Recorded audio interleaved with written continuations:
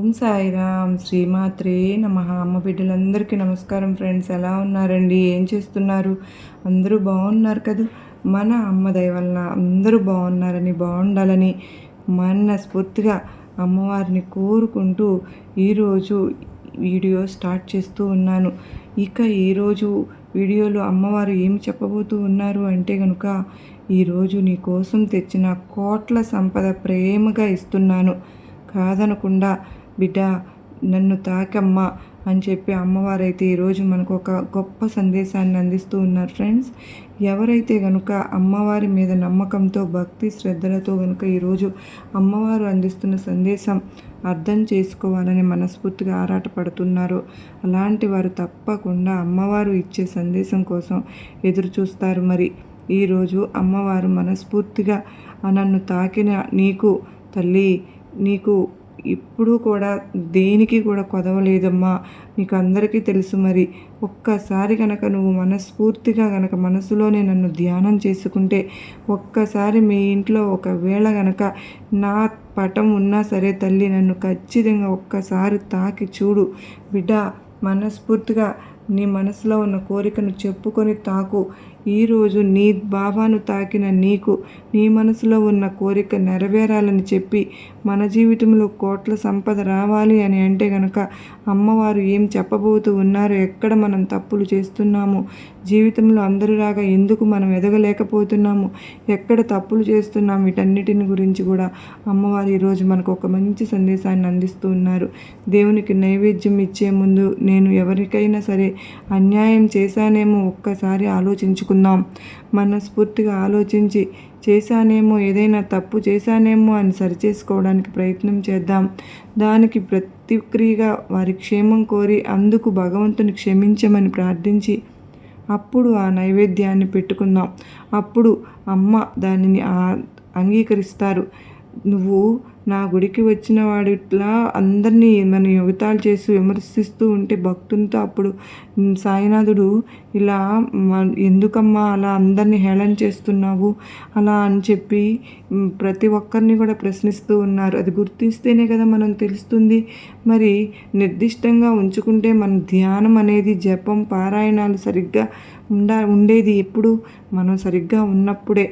ఆజన్మాంతం పాపాన్ని గురించి, నరకాన్ని గురించి అనుకుంటూ ఉండడం ఎందుకు చెప్పండి? భగవన్ నామస్మరణం చేస్తూ, ఓ పరమేశ్వర తండ్రి, నేను చేయరాని పనులు ఎన్నో చేశాను, చేయవలసిన పనులు ఎన్నెన్నో చేయక విడిచిపెట్టాను తండ్రి, నన్ను క్షమించు, ఇక తప్పులు చేయను అని మెరపెట్టుకో. భగవంతునిపై దృఢ విశ్వాసం ఉంచుకో బిడ్డ, తప్పకుండా పాప విముక్తుడు అవుతావు అని పెద్దలు అంటారు కదా. జీవితంలో సత్యాన్ని తెలుసుకున్న రోజున ఖచ్చితంగా మనం ముందడుగు వేస్తాం. చిత్తశుద్ధి, నిరాడంబరత లేకుంటే ఎవరు కూడా భగవంతుని సాక్షాత్కారం పొందలేరు. కనుక కుటిల హృదయాలకు భగవంతుడు ఎప్పుడూ దూరంగానే ఉంటాడు. మనం శాస్త్రాలు ఎందుకు చదవగలిగాము? ఒట్టి విచారణతో ప్రయోజనం ఏముంటుంది? అమ్మ పాదాల వద్ద మనకు ఉన్న వ్యాకులత, మన అమ్మ మనస్కుడైన భగవంతుని ప్రార్థిస్తే గనక అమ్మ ఎలా ఉంటుందో నీ కళ్ళకు కట్టినట్లు ఆ తల్లే చూపిస్తుంది. పూజ కంటే జపం ఉన్నతమైనది అని అంటారు కదా. జపం కంటే ధ్యానము శ్రేష్టమైనది అన్నారు. కంటే ఉన్నటువంటి భావం ప్రేమ శ్రేష్టం. ప్రేమ పుడితేనే కదండి మనం భగవంతుని బంధించగలుగుతాము. ఆ భగవంతుని పట్ల నువ్వు ఎంత ప్రేమను పెంచుకోవాలి బిడ్డ. భగవంతుడు ఎంత మహిమాన్వితుడు అంటే, అల్ప సంతోషి కూడా నువ్వు మనస్ఫూర్తిగా ఎంత స్వల్పమైనది సమర్పించినా కూడా, చివరికి నీ వద్ద లేని దానిని మానసికంగా సమర్పించినా కూడా అత్యంత సంతోషంతో స్వీకరిస్తాను. అది ఎప్పుడూ నువ్వు గుర్తుపెట్టుకోవాలి. నీ దగ్గర ఏది ఉన్నా దానిని స్వీకరించడానికి ఈ దుర్గమ్మ సిద్ధంగా ఉన్నాను. మనిషికి ఉన్న కోరికలు అనంతం, అంతమనేది లేదు. కనుక ఎప్పటికీ ఎంత ఇచ్చినా భగవంతుని పట్ల కృప అప్పటికప్పుడు మర్చిపోతూనే ఉంటారు. ప్రతి క్షణం నేను ఎందుకు నీకు గుర్తు చేయాలి? నువ్వు ఎప్పుడైతే మానసికంగా ఇబ్బందుల్లో ఉంటావో ఆ క్షణంలో కాస్త ఓదార్పు దక్కుతుంది అన్న విషయంతో నేను నీ ముందుకు వస్తున్నానమ్మా. నిన్ను ఓదార్చడానికి ఈ దుర్గమ్మ ఎప్పుడు వస్తూనే ఉన్నాను, నీ ముందు కూర్చుంటున్నాను. అది నువ్వు గమనించలేకపోతున్నావు బిడ్డ. ఏ క్షణమైనా సరే తీరని బాధ కలిగినప్పుడు నేను ఉన్నాను అని నువ్వు గుర్తుంచుకో. నిద్రలేని రాత్రులు గడపకు. నీ దుర్గమ్మను మనస్ఫూర్తిగా స్మరించుకో. అంతా బాగుంటుంది. నీ దుర్గమ్మపై నమ్మకం ఉంచుకుంటే, నన్ను నువ్వు ఎంత హృదయపూర్వకంగా నమ్మితే నేను నిన్ను అంత హృదయపూర్వకంగా రక్షిస్తూ ఉంటాను. అంతా నీ చేతుల్లోనే ఉంది బిడ్డ. ముందు నీ అంతరాత్మను శుద్ధి చేసుకో. అంతరాత్మలోకి తొంగి చూడవద్దు. సొంత తప్పిదాలు తెలుసుకుని సరిదిద్దుకోవడానికి ప్రయత్నం చేస్తూ ఉండు. ఇతరుల దోషాలు లెక్కించడం మహాపాపమవుతుందమ్మా. కనుక ఆ విషయాల గురించి దూరంగా ఉండు అని చెబుతున్నాను. నీవు ఎవరికైనా ఉపకారం చేస్తే దాన్ని గుర్తుంచుకోకు. ఇకపోతే ఎవరినైనా సరే నీవు ఉపకారం చేస్తే మాత్రం దాన్ని మర్చిపోవద్దు. ఎందుకంటే ఎవరు చేసిన ఉపకారం మర్చిపోతే తర్వాత ఇచ్చిన వెలుగు తర్వాత ఆనందాన్ని ఇవ్వవచ్చు. అలాగే దుఃఖం తర్వాత వచ్చిన సుఖం మాత్రం అమితమైన సంతోషాన్ని ఇస్తుంది కదా. ఈరోజు నేను ఇస్తున్న ఈ ఆనందం కోట్ల మందిలో నీకు మాత్రమే దక్కింది అంటే నీ జీవితంలో ఉన్నత స్థాయిలో నిలబడే రోజులు వస్తూ ఉన్నాయని అర్థం చేసుకో. ఎప్పుడు కూడా ఈ దుర్గమ్మను అంటిపెట్టుకో. జీవిత సమస్యలను ఎదుర్కోవడానికి నీ దుర్గమ్మ ఏదో ఒక పరిష్కారాన్ని ప్రతిరోజు అందిస్తున్నాను. దాని ద్వారానే నువ్వు నీ సమస్యలను పరిష్కరించుకుంటున్నావు. కానీ ఆ తెలివితేటలను నువ్వు బయట పెట్టాలి. ఎప్పుడైతే నీ కష్టం చూసి భయపడుతూ కూర్చుంటావో అప్పుడు అన్ని సమస్యలు నిన్ను భయపడుతూ ఉంటాయి. అవతలి వ్యక్తి అజ్ఞానాన్ని భరించి ఔదార్యం చూపటం వల్ల నీకు అవ్యక్తమైన ఆనందం కలుగుతుంది. నెమ్మదిగా ఉండు. జరుగుతున్నదంతా నాటకమని భావించు. ఉదారంగా ఉండడం అలవాటు చేసుకో. నీ దుర్గమ్మను చూస్తూ ఉండు. దుర్గమ్మను చూస్తున్నంతసేపు జ్ఞానాన్ని పెంపొందించుకోవచ్చు. నన్ను ప్రేమతో పిలిచావు. వారి వద్దకు నేను ఎప్పుడు కూడా పరిగెత్తుకుంటూనే వస్తాను, ప్రత్యక్షమవుతాను. నా భక్తుల నుండి నేను కోరుకున్నది ఏంటిదమ్మా? కొంత ప్రేమ. అంతే మాత్రమే కాదు, స్వార్థంతో ఉన్న ప్రేమకు నేను దగ్గర కాలేను బిడ్డ. నువ్వు అలాంటి బిడ్డవు కాదు అని నేను నమ్ముతున్నాను. నీవు సకల లోక సృష్టికర్తవు, సర్వజీవ రక్షకురాలివి, సంరక్షకురాలివి, సర్వాంతర్యామి, సర్వవ్యాపకత్వాన్ని నువ్వు నన్ను ఎప్పుడు ఆరాధిస్తూ ఉంటావు కదా. దానికోసమే బిడ్డ, నా బిడ్డలందరూ కూడా క్షేమంగా ఉండాలని, నా పిల్లలందరూ నా సందేశం ద్వారా ఎన్ని విషయాలు నేను మీకు అందిస్తూ ఉన్నాను. నా కోసం అన్వేషిస్తూ ఎక్కడెక్కడో నువ్వు ఎందుకమ్మా తిరుగుతావు? నీలో ఉన్నంత వరకు నేను నీతోనే ఉంటాను. ఎప్పుడైతే నీవు కల్మషం లేకుని ప్రేమను చూపిస్తావో ఆ క్షణం నీ ముందు నేను పిట్టలాగా వాలిపోతాను. ఎప్పుడైతే నా బిడ్డలు నా ముందు తల వంచి నేను చేసిన తప్పులన్నీ క్షమించు దుర్గమ్మ అని అంటారో ఇక మీదట నువ్వు చెప్పినట్లుగా నడుచుకుంటాను. నువ్వు నా చేయి వదలకు తొల్లి దుర్గమ్మ, అన్ని విషయాల్లోనూ నువ్వు చెప్పినట్టుగానే నేను నడుచుకుంటాను. జీవితం పైన విరక్తి కలిగింది. నేను ఏది కోరుకున్నా కూడా జరగడం లేదు. ఎన్నో సంవత్సరాలుగా దుర్గమ్మ తల్లి, నీ ముందు నేను అడుగుతున్న ప్రశ్నకు నాకు జవాబు ఇవ్వడం లేదు. ఎందుకు తల్లి అంత మౌనంగా ఉన్నావు? నేను అడిగిన దానికి సమాధానం ఎందుకు ఇవ్వడం లేదు? ప్రతిరోజు ఏ విషయంలోనూ నీకు తక్కువ చేయడం లేదు కదా తల్లి. నిన్ను మేము మా ఇంట్లో ఎలాంటి స్థానంలో ఉంచామో నీకు తెలుసు కదా అమ్మా. అంత నమ్మకంగా మీకు చెప్పిన విధంగా మేము నడుచుకుంటున్నాము తల్లి. అయినా సరే మా కోరికలు ఎందుకు ఫలించడం లేదు?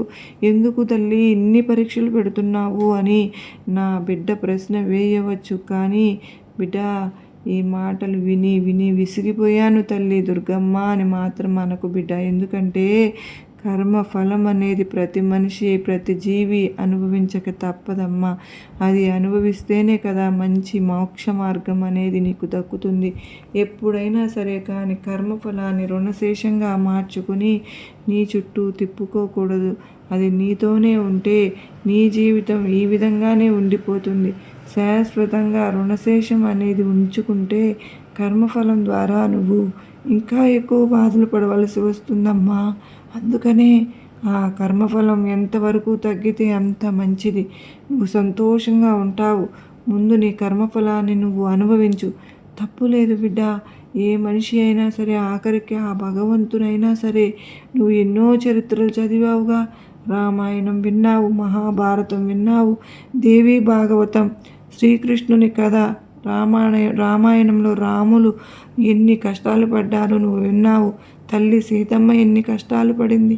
ఒక భగవంతుడు అంటే లోకాన్ని ఏలేటటువంటి ఆ భగవంతునికే అన్ని కష్టాలు ఉన్నప్పుడు అది కర్మశేషం బిడ్డ.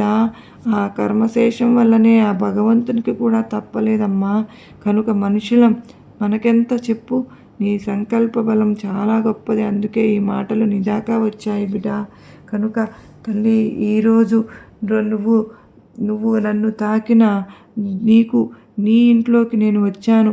సంపదతో, కోట్ల సంపదతో కాకపోయినా నువ్వు తనివి తీరని ఆస్వాదించే అంత నీ జీవితం అంతా సంతోషంగా ఉండేటంత వచ్చింది. కనుక స్వీకరించు బిడ్డ. ఎలాంటి కర్మశేషము ఉంచుకోకు, అనుభవించు.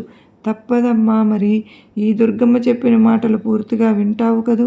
నీ తల్లి స్థానంలో నువ్వు నన్ను కూర్చోబెట్టి మరి ఈ తల్లి మాటలు లెక్క చేయను అంటే ఎలా బిడ్డ? కనుక చెప్పిన మాటలు గుర్తుపెట్టుకో, మనస్ఫూర్తిగా వీటిని స్వీకరించు. జీవితంలో ఆనందంగా ఉండడానికి మాత్రమే ప్రయత్నం చెయ్యి. నీ చుట్టూ ఉన్న వాళ్ళను ఎట్టి పరిస్థితుల్లోనూ నువ్వు బాధ పెట్టకు. నీ వల్ల బాధపడ్డారు అంటే ఖచ్చితంగా నీ దుర్గమ్మ బాధపడతాను తల్లి. ఈ మాటలు ఎన్నిసార్లు నీకు చెప్పి ఉంటాను. అదే బలంతో ముందుకు వెళ్ళు. ఈ తల్లి నీకు తోడుగా ఉన్నాను. విజయం ఆలస్యమైనా సరే బాధపడకు. చెడు కర్మఫలం వెళ్ళిపోతుంది. ఇక అన్నీ సంతోషకరమైన రోజులే వస్తాయి. ఎవరికి ఎప్పుడు భయపడకు. అందరితో ప్రేమగా, గౌరవంగా ఉండడానికి ప్రయత్నం చెయ్యి. ఆలస్యమైనా సరే, ఎప్పటికైనా సరే మంచి మాత్రమే గెలుస్తుంది అన్న నమ్మకంతో నువ్వు ఉండు. ధర్మబద్ధమైన కోరికలు కోరితే వెంటనే ఆ భగవంతుడు అంగీకరించి నీకు తిరిగి వాటిని నీ కోరికలు నెరవేర్చేలాగా నీ ముందుకు తీసుకువస్తాను. నిజం మాత్రమే నిలబడుతుంది. నువ్వు ఏది ఎంచుకుంటే అదే నీ జీవితం ఉన్నత స్థాయికి తీసుకువెళ్తుంది. కల్మషం లేని నీ మనస్తత్వం నాకు ఎంతో ఇష్టం బిడ్డ. నీవు నన్ను అడిగే ప్రతి కోరిక న్యాయబద్ధమైనదే. అన్నింటికంటే నువ్వు ఏది కోరుకున్నా సరే మనసులో ఉన్నది ఉన్నట్లు చెప్తావు. నన్ను ఎంతగానో నమ్మిన నీకు అంతా మంచే జరగాలని ప్రతిసారి నేను కూడా కోరుకుంటూనే ఉన్నాను. కానీ నువ్వు కర్మశేషం వల్లనే ఇన్ని కష్టాలు పడుతున్నావు అని నీతో ఎలా చెప్పేది తల్లి? ఈ దుర్గమ్మ మాటలు నీకు పూర్తిగా బోధపడినాయి అంటే జీవితంలో ఎలాంటి కర్మశేషము ఉంచుకోకూడదు అంటే మనస్ఫూర్తిగా నేను ఒక పని చెప్తాను. చెయ్యమ్మా. నువ్వు నీ ఇంట్లో ఎప్పుడు దీపారాధన చేసుకున్న తరువాత సాయం సంధ్య వేళ చేస్తే ఇది చాలా మంచిది. ఎందుకో తెలుసా బిడ్డ? ఇంటికి వచ్చిన వేళ లక్ష్మీమాతకు ఇచ్చే ఇంటికి వచ్చే సమయం కనుక దీపారాధన చేసిన తర్వాత ఆ తల్లికి నువ్వు ఎప్పుడైనా సరే కనుక నువ్వు ముందుగా చక్కగా దీపం పెట్టుకుని నువ్వు ప్రతి ఒక్క విషయము ఆ తల్లికి అంటే ఆ 4 మాటలు నువ్వు అమ్మకు కుంకుమ రాసి బొట్లు పెట్టి పూజ చేసుకున్న తరువాత అంటే అగరబత్తులతో మీరు పూజ చేసుకున్న తరువాత ఓం శ్రీమాత్రే నమః అని 11 సార్లు చక్కగా చెప్పుకో. ఆ తరువాత నీ సంకల్పం చెప్పుకొని నీ ఇంట్లో నీకు తోచిన విధంగా ఆ తల్లికి చక్కగా నీకు ఏదనిపిస్తే అది ఆ తల్లికి ఇవ్వు. అంటే నోటికి ఇస్తే ఇంకా మంచి తల్లి. అంటే నోటికి అందించు. చక్కగా పెదవులకు ఆనించి చక్కగా మనస్ఫూర్తిగా పెట్టు తల్లి నైవేద్యాన్ని. కోరికలు తీరిపోవాలి అని చెప్పి 5 వారాలు చక్కగా దీపాలు పెట్టుకుని ఈ విధంగా నువ్వు చక్కగా ఇంట్లో నైవేద్యం నీకు తోచింది అమ్మకు బియ్యం బెల్లంతో 2 కలిపి చేసుకుని చక్కగా అమ్మకు పాయసంలాగా చేసుకుని అమ్మ పెదాలు కానిచ్చి ప్రేమగా తినిపించు. నీకు ఆ దుర్గమ్మ బలం కూడా ఎక్కువ పెరుగుతుంది. నీకు చక్కగా మంచిగా గనక ఎప్పుడు ఏది చేయాలనిపించినా నువ్వు ఈ విధంగా కూడా చేసుకోవచ్చమ్మా. చక్కగా శుక్రవారం కూడా శనగలు నానబెట్టి గోమాతకు కూడా తినిపించిరా బిడ్డ. చక్కగా ఆ రోజున నువ్వు పొద్దున్నే నానబెట్టుకుంటే సాయంత్రానికి నానిపోతాయి. వాటిని చక్కగా నువ్వు కొంచెం బెల్లం ముక్క వేసి దాన్ని కలిపి గోమాతకు కూడా సమర్పించుకో బిడ్డ. ఇప్పుడు చక్కగా 5 వారాలు కనుక నువ్వు ఇలా కూడా చేసుకుంటే నీకు ఏవైతే అడ్డంకులు జరుగుతున్నాయో, ఏదైనా సమస్యలు ఉన్నా సరే నీకు దుర్గమ్మ గురుబలం కూడా తోడయ్యి నీ సమస్యకు శాశ్వత పరిష్కారం అనేది ఒకటి ఏదో ఒక రూపంలో నీకు కనిపిస్తుంది. ఖచ్చితంగా నీ దుర్గమ్మ మీద నమ్మకంతో ఈ చిన్న పనిని చేసుకో. ఈరోజు దుర్గమ్మ ఎంత గొప్ప సందేశం నీ కోసం తెచ్చాను. కోట్ల సంపద కాకపోయినా మన జీవితంలో మనకంటూ ఒక స్థాయి ఉంది కదా. అందరితోనూ మంచి పేరు తెచ్చుకుంటే అంతకంటే ఇంకేం కావాలి. అందరిలోనూ బాగుండాలి అని మనస్ఫూర్తిగా ఎప్పుడైతే కోరుకుంటాం కదా. మరి ఈరోజు చక్కగా నీకు దుర్గమ్మ ఈ గొప్ప అత్యద్భుతమైన సందేశం మనకు అందించారు కదా ఫ్రెండ్స్. మరి మనకు మంచే జరుగుతుంది. ఎప్పుడు అమ్మవారు మనతోనే ఉంటారు. నమ్మిన వారికి నమ్మినంత అండగా ఆ దుర్గమ్మ తల్లి నిలబడతారు అని, మరి నమ్మిన వారికి ఆ భగవంతుడు ఎందుకు విడిచిపెడతాడు ఫ్రెండ్స్. ఖచ్చితంగా విడవరు. అనుకున్నది సాధించే వరకు మనం కూడా పట్టుబట్టి ఉండాలి కదా. ఏదైనా సరే అమ్మ ఎన్ని కష్టాలు పెడుతుందో చూద్దాం. ఖచ్చితంగా ఆ కష్టం నుండి నేను బయటపడతాను. నాకు అంతటి శక్తిని ప్రసాదించు తల్లి. నా జీవితంలో ఏం రాసిపెట్టి ఉంటే అదే జరుగుతుంది. దుర్గమ్మ, నేను ప్రత్యేకంగా ఇదే జరగాలి, నేను ఇలాగే ఉండాలి అని కోరుకోవడం లేదు. నాకంటూ ఒక స్థాయి కావాలి అని మాత్రమే కోరుకుంటున్నాను. అది ఒక మనిషిగా నేను కోరుకున్నది న్యాయం అని మీకు అనిపిస్తే అది నాకు తిరిగి ఇవ్వు దుర్గమ్మ అని మనసులో మనం కోరుకుంటే చాలు.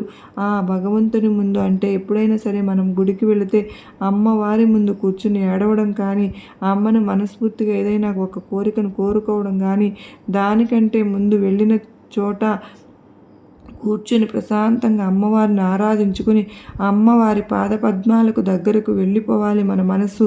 అమ్మవారిని పట్టుకున్నప్పుడు, అమ్మ ముందు కూర్చొని మాటలు చెప్పుకున్నప్పుడు అమ్మ ఏ విధంగా మాట్లాడుతుందో ఆ మాటలు మనం వింటున్నట్లు, అమ్మ ఇచ్చే సందేశం వింటున్నట్లు ఈ విధంగా మనం ఊహించుకోవాలి. అమ్మ మందిరంలో కూర్చుంటే మన కోరికలు చెప్పుకోవడం కాదండి. అమ్మకు తెలుసు మనకు ఏమి ఇవ్వాలి అన్నది. ఖచ్చితంగా అమ్మవారు ఏదో ఒక రోజు ఇస్తారు. ఖచ్చితంగా మనకు అమ్మవారి పాదాలను పట్టుకున్నాం చాలు అని మర్చిపోతున్నాం. జీవితంలో సంతోషం అన్నది మనకు దక్కాలి. మనం ఎప్పుడు అందరి ముందు అందరిలోనూ మనం కూడా బాగుండాలి అని ఖచ్చితంగా అమ్మను వేడుకుందాం. మనస్ఫూర్తిగా అమ్మ పాదాలు పట్టుకుని అమ్మతో భజించేద్దాం. అమ్మ కథలు విందాం. అమ్మ చెప్పే సందేశాన్ని విందాం. అంతేకాని మన కోరికలను చెప్పుకుంటూ అమ్మవారిని ఇబ్బంది పెట్టడం మంచిది కాదు. 10 మందిని ఎప్పుడు అందరూ మన సమస్యలు చెప్పుకుంటూ ఉంటాం. దానికంటే ముందు అమ్మ మన మాటలు వింటుందని, మనకు మంచిని పట్టుకుని చేస్తుందని ఆరాధించడం మంచిది. అంతకంటే మనకి ఇంకేం కావాలి చెప్పండి. మనకు ఈరోజు అమ్మవారు అందించిన ఈ గొప్ప అత్యద్భుతమైన సందేశం మనందరికీ కూడా గొప్ప నమ్మకాన్ని, ధైర్యాన్ని కలిగించింది కదా ఫ్రెండ్స్. మరి నచ్చింది అన్న వాళ్ళు ప్రతి ఒక్కరూ కూడా అమ్మ బిడ్డలకు మరికొంతమందికి షేర్ చేయండి. మరలా మరొక చక్కని అమ్మవారి సందేశంతో మరలా మీ ముందుంటాను ఫ్రెండ్స్. అంతవరకు అందరూ ఆరోగ్యంగా అష్టైశ్వర్యాలతో అమ్మవారి ఆశీస్సులతో ఉండాలని నేను కూడా అమ్మవారిని మనస్ఫూర్తిగా మరొక్కసారి కోరుకుంటూ, అందరూ బాగుండాలి, అందరిలో నేను ఉండాలి అని మనస్ఫూర్తిగా కోరుకుంటూ, సర్వే జనా సుఖినో భవంతు.